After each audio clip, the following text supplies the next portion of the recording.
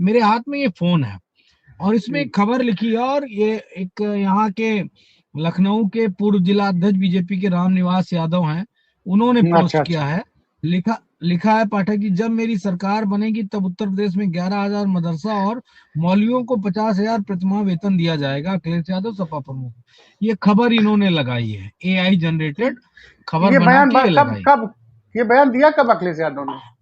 अब ये मैं पूछता हूँ इन संघियों से, इन झुट्टो मक्कारों से, मन करता है इनको एक सांस में पुलिस वाली 365 गालियां मैं दे दूं।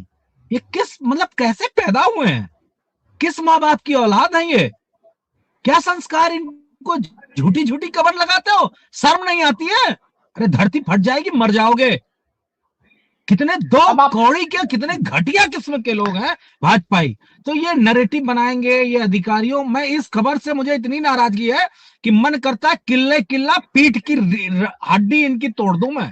रियल बता रहा हूं कि इस तरह के लोगों को, ये मतलब मुझे ये बात कहने में, कहते नहीं है किसी के माँ बाप को कुछ नहीं कहना चाहिए, इनके जो भी भाजपा के इस तरह का नैरेटिव फैलाने वाले लोग हैं, ये बहुत घटिया चरित्र के लोग हैं। इनका इनका डीएनए बड़ा गंदा है।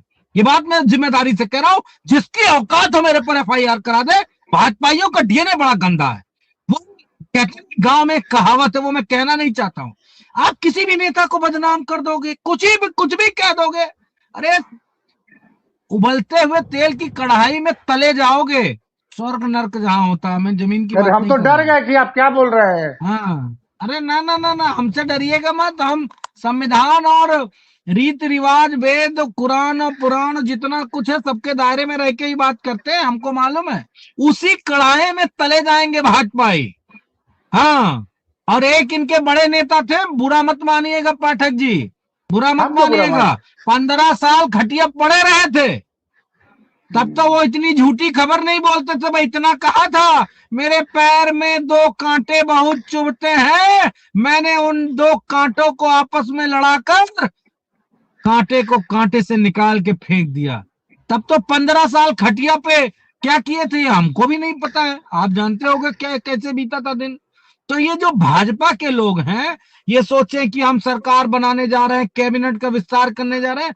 लड़ाई माननीय अखिलेश यादव जी से है, लड़ाई अंतिम समय तक होगी पाठक जी, अंतिम समय तक। परिणाम आने के बाद भी इनसे लड़ाई होगी, क्योंकि हमारे नेता ने कहा है हम ईवीएम से चुनाव जीत कर ईवीएम हटा देंगे। तो लड़ाई तो बात को भी होगी।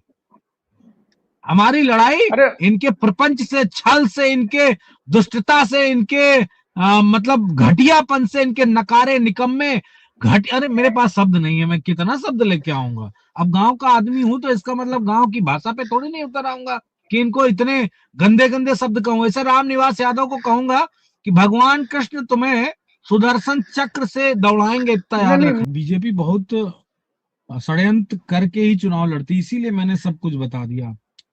हर कैलकुलेशन पे बीजेपी चुनाव लड़ती है, लेकिन उत्तर प्रदेश में इनका कोई कैलकुलेटर काम नहीं करेगा। ये बात भी मैं अच्छा स्पष्ट कर दूं ना, फिर लेकिन आपके लेकिन दर्शक एक बात। परेशान हो जाएंगे। इनका कैलकुलेटर कूच डालेंगे, धर के छीनी हथौड़ी से कूचेंगे, देख लीजिएगा। अरे और अरे इनके भाई सारे नंबर्स अपने आप गायब हो जाएंगे। ना कूच डाला इनका बेईमानी का कैलकुलेटर, तो नाम बदल दीजिएगा मेरा। इनकी बेईमानी, इनका बेईमानी का कैलकुलेटर, इनकी सारी स्ट्रेटजी सब निकाल के रख देंगे 2027 में। अच्छा ये बताइए क्या कि पूछ एक रहे हैं? गाजीपुर में एक एनकाउंटर हुआ। एक विनीत राय नामक व्यापारी के लड़के की, आलोक राय के लड़के विनीत राय की बेरहमी से जान ली गई। उसमें 4-5 लोग नामजद हैं। मुख्य आरोपी चंदन पांडे अभी तक नादारद है। और बताया जा रहा है कि वो वहां एक तरह से रैंसम का मतलब वसूली का, फिरौती का नेटवर्क चलाता था। और एक बिंद लड़का था, वो भी नामजद था। और उसका इनकाउंटर हो गया, पुलिस ने जश्न मना लिया, लेकिन उसकी पत्नी अड़ गई कि हमारे पति को हम लोग के सामने ले गए, मारे हैं लोग, पकड़ के मारे हैं, फिर बाद में जंगल ले जाके इनकाउंटर दिखा दिए हैं। इस मामले में बड़ा बवाल हुआ। संजय निषाद खुल के कह रहे हैं कि ये जाति देख के इनकाउंटर हो रहा है। और वो तो चैलेंज किए हैं कि क्या चंदन पांडे के खिलाफ यही कार्रवाई होगी, और एक जो तिवारी उसके खिलाफ यही कार्रवाई होगी इस मामले में। तो अब संजय निषाद ये बात बोल रहे हैं। और देखिए मैं एक बात संजय स्पष्ट संजय निषाद कह रहे हैं कि ये अधिकारी जो चाह नहीं रहे हैं कि भारतीय जनता पार्टी जीत जाए, अगर पिछड़ों के प्रति इस तरह से न्याय हुआ तो पिछड़ों हमको वोट क्यों देगा। वो तो बताए हैं कि पिछली बार लोकसभा चुनाव में पिछड़े नाराज थे तो सब जगह पे भाजपा को एनडीए को नाराज बड़ा नुकसान उठाना पड़ा। तो क्या ऐसा तो नहीं कि देखो इसमें संजय निषाद जी की एक दिल्ली में मीटिंग होने वाली थी, हो गई क्या इंडिया गठबंधन कुछ नहीं, लोगों के साथ? मुझे मुझे ये बिल्कुल नहीं मालूम है कि मीटिंग हुई नहीं हुई, क्या हुआ कैसे हुआ, मुझे नहीं पता है इस बारे में। लेकिन आज जो गाजीपुर की घटना की बात कर रहे हैं उस पे मैं स्पष्ट रुख रख दे रहा हूँ, और वो हम्म। स्पष्ट रुख ये है सेलेक्टिव कार्रवाइयां उत्तर प्रदेश में हो रही है। वो बिंद समाज का जो लड़का खत्म हुआ है, जिसका इनकाउंटर किया है पुलिस ने, उससे पूर्व आलोक राय ने आरोप लगाया है कि जो बीजेपी की राज्यसभा की सांसद है संगीता बलवंत बिंद, अच्छा, ये तो बात उनके आपने पति पहले भी कही। डॉक्टर उनके पति डॉक्टर अवधेश बिंद ये गिरोह चला रहे हैं, आप ये जान लो। और ये बात मैं बहुत जिम्मेदारी से इसलिए कह रहा हूं कि अभी इन्हीं की गाड़ी बिहार बॉर्डर पे दारू तस्करी में पकड़ी गई थी। दारू की तस्करी में इनकी गाड़ी पकड़ी गई थी, यानी कि मतलब ये दारू तस्करी का भी काम करते हैं। तो जो दारू की तस्करी करेगा वो गुर्गों को भी पालेगा, क्योंकि कोई अपने घर के बच्चों से तो दारू ढुआएगा नहीं। और गुर्गे होंगे तो गुर्गों से हत्या भी करवाएगा, गुर्गों से रंगदारी भी वसूलेगा। तो निश्चित तौर पे यहाँ पे बीजेपी के लोग किस तरीके से पूरा नक्सस चला रहा है। सबसे बड़ी एक बात है जो मैं बार बार कहना चाहता हूं, और योगी आदित्यनाथ भी इसको कहते हैं जो एक गिरोह चलता था उत्तर प्रदेश में, सामूहिक जो अपराध होता था उसका इन्होंने पूरी तरीके से खात्मा कर दिया। बीजेपी कब डॉक्टर अवधेश बिंद के ऊपर इनकाउंटर और बुलडोजर चलाएगी? क्योंकि जो वो है आलोक राय, उन्होंने साफ तरीके से ये आरोप उन्हीं के ऊपर लगाया कि ये अवधेश बिंद के लोग हैं, गुर्गे हैं। और संगीता बलवंत बिंद जो राज्यसभा की मेंबर है, उन्हीं की सरपरस्ती में ये सारी चीजें की जा रही। तो ये बात स्पष्ट हो गई है कि ये लोग सिर्फ और सिर्फ एक गिरोह चला रहे हैं, एक अपराध पूरी व्यवस्था बना रहे हैं। और इसकी वजह से ही ये सारा पूरे देश में प्रदेश में हाहाकार मचा हुआ है। उत्तर प्रदेश के लॉ एंड ऑर्डर की कसम खाना योगी आदित्यनाथ बंद करें। इनके लोग लगातार अपराध में शामिल हैं। उत्तर प्रदेश में सिर्फ और सिर्फ भाजपा के लोग अपराध और अपराध की व्यवस्था को मेंटेन किए हुए हैं, जिससे कि वो आगजनी कर सके, लोगों की हत्या कर सके, लोगों से पैसा वसूल सके। ये सब कुछ हो रहा है पाठक जी। नहीं, अब तो भाई इनके विभाग, इनके मंत्री कह रहे हैं कि प्रधानमंत्री को चारों तरफ से सीटें हार गए, उसके बाद भी नींद नहीं खुली। सवाल ये उठता है कि ये लोग तो मिल आए कमलेश बिंद के घर वालों से, सपा का प्रतिनिधिमंडल कब जाएगा वहां? कौन मिलाया? इसे निषाद जी। निश्चित तौर पे समाजवादी पार्टी का भी डेलीगेशन जाएगा और उस परिवार से मिलेगा भी और उसकी मदद भी करेगा।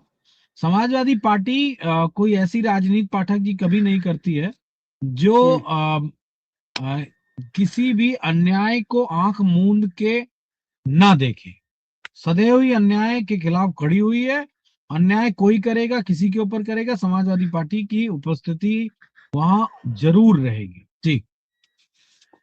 हमारे साथ मनीष शर्मा जी जुड़ गए हैं। मनीष जी, आज सुबह अमर उजाला देख के थोड़ा सा आश्चर्य हुआ। इस दौर में इतना खुल के कोई अखबार कैसे लिख रहा है? यूपी पुलिस के लिए संविधान से बड़ी सियासी आकाओं की खुशी, ये हेडलाइन है अमर उजाला की। ये टिप्पणी जरूर की है सुप्रीम कोर्ट ने, लेकिन ये अखबार में छप गया भाई, क्या माना जाए? नहीं, ये तो एक सच्चाई है आलोक जी। अरे भाई, सच्चाई तो हम, हाँ, ये तो आप लोग या विपक्ष लगातार आरोप लगाता है, लेकिन हाई कोर्ट की टिप्पणी हुई अब वो जंगल में मोर नाचा किसने देखा वाली बात हो जाती है, लेकिन अखबार ने छाप दिया और इसकी फोटो स्कैन कर करके खींच खींच के वायरल किया जा रहा है।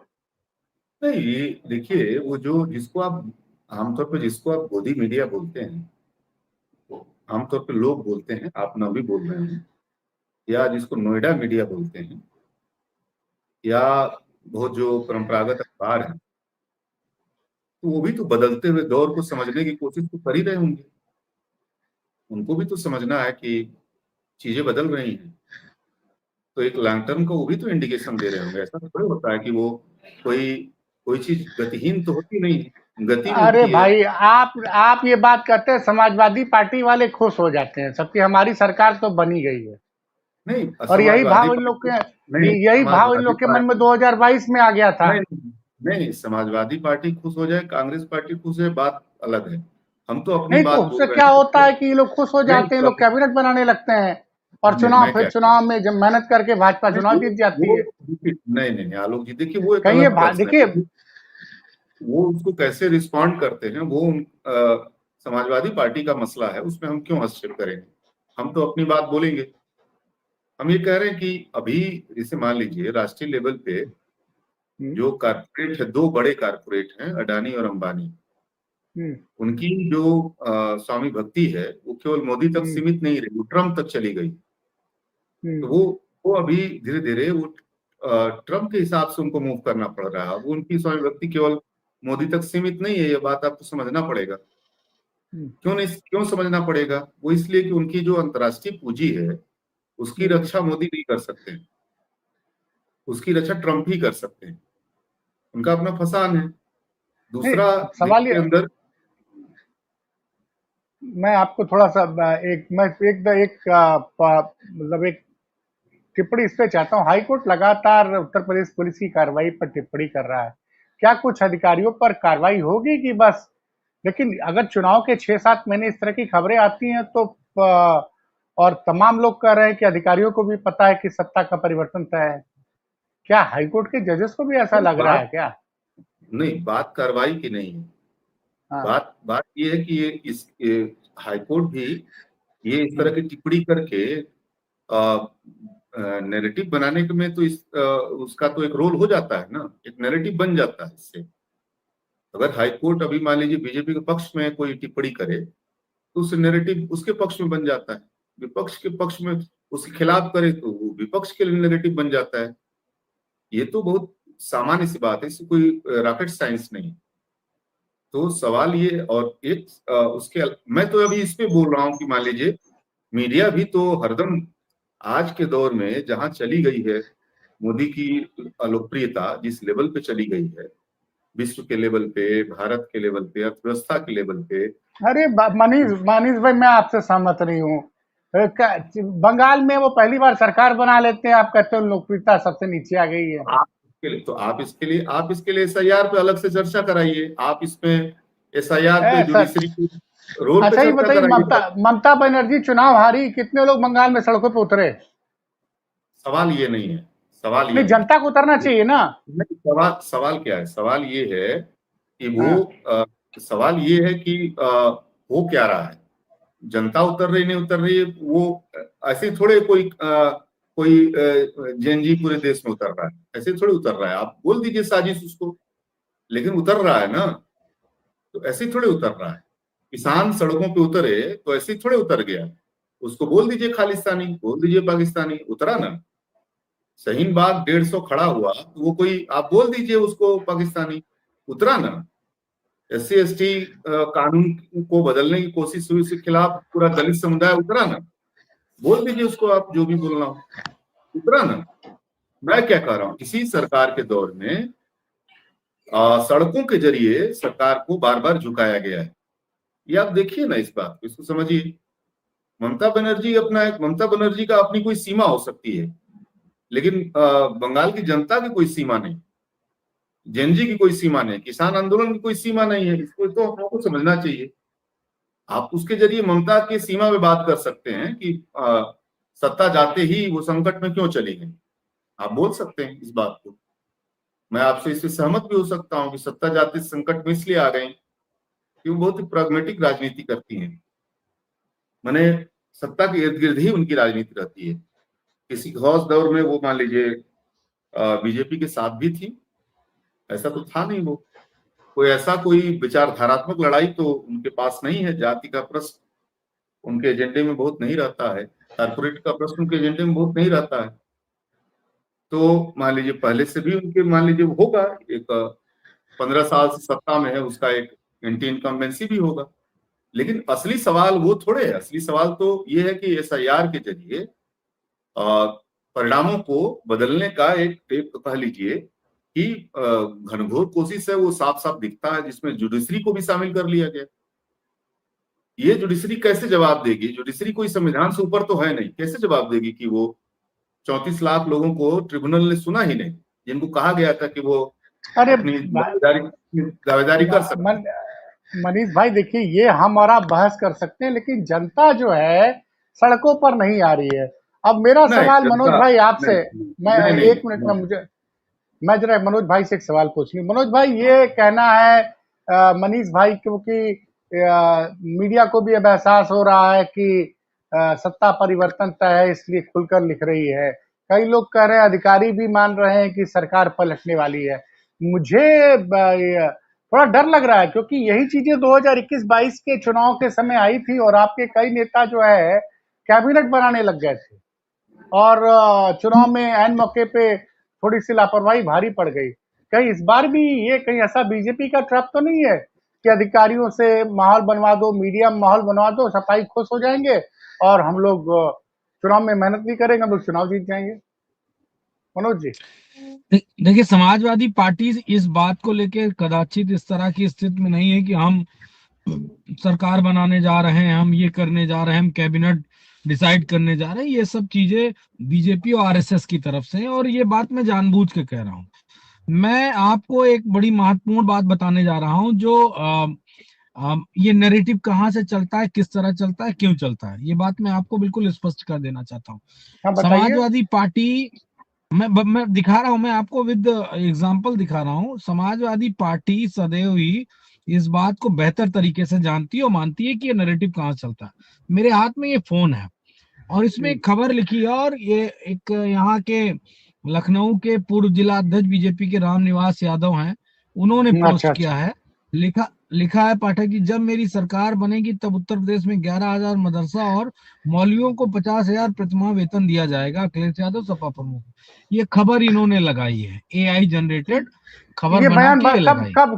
ये बयान दिया कब अखिलेश यादव ने? अब ये मैं पूछता हूँ इन संघियों से, इन झुट्टो मक्कारों से, मन करता है इनको एक सांस में पुलिस वाली 365 गालियां मैं दे दूं। ये किस मतलब कैसे पैदा हुए हैं, किस माँ बाप की औलाद है ये? क्या संस्कार इनको झूठी झूठी खबर लगाते हो? शर्म नहीं आती है? अरे धरती फट जाएगी, मर जाओगे। कितने दो कौड़ी के, कितने घटिया किस्म के लोग हैं भाजपाई। तो ये नैरेटिव बनाएंगे ये अधिकारियों। मैं इस खबर से मुझे इतनी नाराजगी है कि मन करता है किल्ले किल्ला पीठ की हड्डी इनकी तोड़ दूं। मैं रियल बता रहा हूं कि इस तरह के लोगों को ये मतलब, मुझे ये बात कहने में, कहते नहीं है किसी के माँ बाप को कुछ नहीं कहना चाहिए। इनके जो भी भाजपा के इस तरह का नैरेटिव फैलाने वाले लोग हैं, ये बहुत घटिया चरित्र के लोग हैं। इनका DNA बड़ा गंदा है। ये बात मैं जिम्मेदारी से कह रहा हूं, जिसकी औकात हो मेरे पर FIR करा दे। भाजपाइयों का DNA बड़ा गंदा है। वो कहते हैं गांव में कहावत है, वो मैं कहना नहीं चाहता हूं। आप किसी भी नेता को बदनाम कर दोगे, कुछ भी कह दोगे, अरे उबलते हुए तेल की कढ़ाई में तले जाओगे। स्वर्ग नर्क जहां होता है, मैं जमीन की बात हम तो डर गए कि आप क्या बोल रहे हैं। हाँ, अरे ना ना ना ना, हमसे डरिएगा मत। हम संविधान और रीति रिवाज, वेद, कुरान और पुराण जितना कुछ है सबके दायरे में रह के ही बात करते हैं, हमको मालूम है। उसी कढ़ाई में तले जाएंगे भाजपाई। हाँ, और एक इनके बड़े नेता थे, बुरा मत मानिएगा पाठक जी, बुरा मत मानिएगा, 15 साल खटिया पड़े रहे थे, तब तो वो इतनी झूठी खबर नहीं बोलते थे भाई। इतना कहा था, मेरे पैर में 2 कांटे बहुत चुभते हैं, मैंने उन 2 कांटों को आपस में लड़ाकर कांटे को कांटे से निकाल के फेंक दिया। तब तो 15 साल खटिया पे क्या किए थे हमको भी नहीं पता है। आप जानते होंगे क्या कैसे बीता था दिन। तो ये जो भाजपा के लोग हैं, ये सोचें कि हम सरकार बनाने जा रहे हैं, कैबिनेट का विस्तार करने जा रहे हैं। लड़ाई माननीय अखिलेश यादव जी से है, लड़ाई अंतिम समय तक होगी पाठक जी, अंतिम समय तक। परिणाम आने के बाद भी इनसे लड़ाई होगी, क्योंकि हमारे नेता ने कहा है हम ईवीएम से चुनाव जीत कर ईवीएम हटा देंगे। तो लड़ाई तो बात को भी होगी। हमारी लड़ाई इनके प्रपंच से, छल से, इनके दुष्टता से, इनके मतलब घटियापन से, इनके नकारे निकम्मे अरे मेरे पास शब्द नहीं है, मैं कितना शब्द लेके आऊंगा। अब गांव का आदमी हूं तो इसका मतलब गांव की भाषा पे थोड़ी नहीं उतर आऊंगा कि इनको इतने गंदे गंदे शब्द कहूं। ऐसा रामनिवास यादव को कहूंगा कि भगवान कृष्ण तुम्हें सुदर्शन चक्र से दौड़ाएंगे, इतना याद रखना।